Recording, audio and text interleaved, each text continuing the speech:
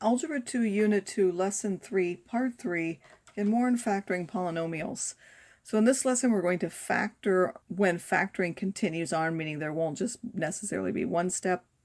We're going to look at generalized trinomials in forms other than just a variable squared, more than that we did before. And we're also going to put in the sum or difference of two cubes. So sometimes we know that after the first factoring, you can continue on with perhaps a different method, such as a difference between two squares or anything else that you've had before. So it says factor each polynomial. Again, the first thing we should do is look for a GCF. There isn't any. This has 1, 2, 3, 4 terms. We know we need to factor by grouping. We're going to take out from the first one an x squared.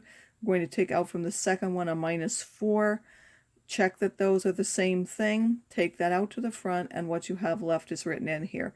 Then you notice this is an x squared minus 2 squared, so that factors on into x minus 2 and x plus 2. Again, make sure you keep this that isn't being factored more on to the next step. For this one, again, there are 4 terms. We would factor by grouping. Is there any GCF? No. Then I look at the first 2 terms. That's 4x squared times the quantity 2x plus 1. This is a minus 9 that comes out, 2x plus 1, check that those are the same thing, factor that out, and we're left with a 4x squared minus a 9. Then this is 2x squared minus 3 squared, so we have 2x minus 3 and 2x plus 3. We also looked at trinomials before where we had an x and a y at the beginning, but suppose it's something other than an x squared, like here. This is y to the 4th. Well, that's a y squared squared, and then the middle term is the y squared. So that's a quadratic in y squared.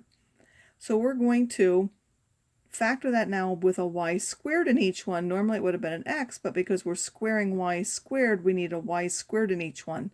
Then it works the same way. We're looking for factors of 36. Let's subtract to give me 5. Those are 9 and 4. We put the 9 in the 4. Then we figure out the signs. This needs 1 plus and 1 minus. The bigger one has to be minus. The bigger one is the minus 9, so this is minus and this is plus. Then we check. This now is y squared minus 3 squared, so that factors into y minus 3 and y plus 3.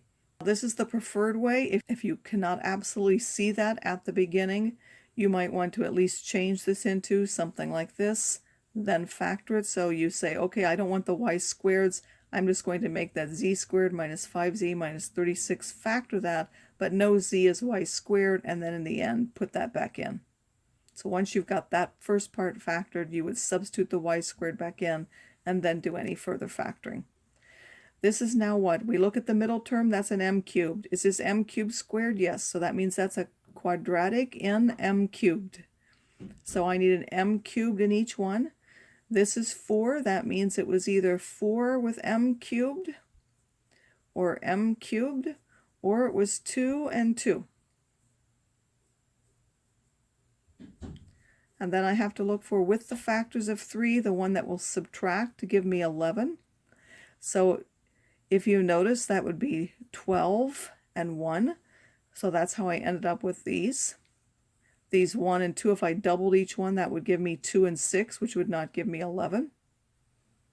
And then once I have that, I look at what? I'm looking for the ones that subtract, so there needs to be 1 plus and 1 minus that give me 11. The bigger one has to be the positive. This is 12, this is 1, so the bigger one has to have the plus, the smaller one has to have the minus, and now this does not factor on more, so that would be the end of our factoring. Then finally, we know that if we have a difference in 2 squares, we can factor it.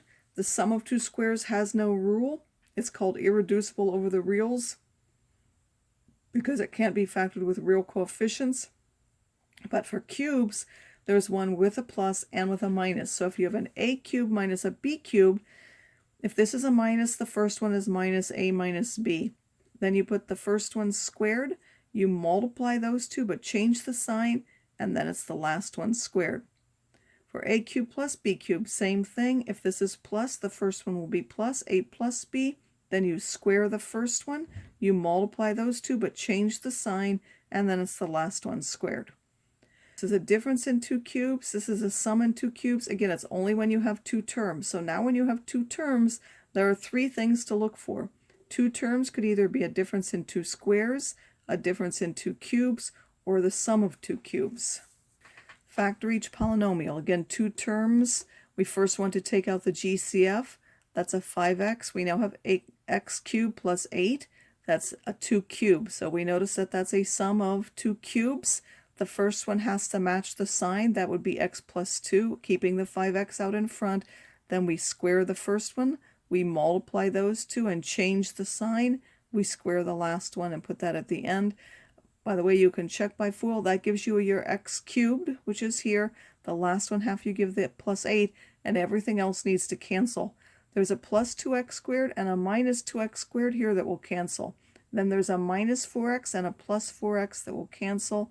And then the other two terms will give you the x cubed and the 8. For this one, this is 8y cubed minus 27.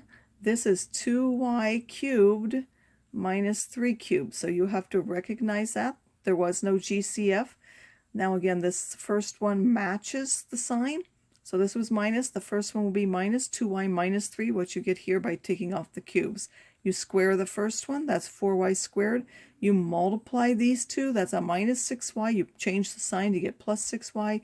You square the 3 and get 9.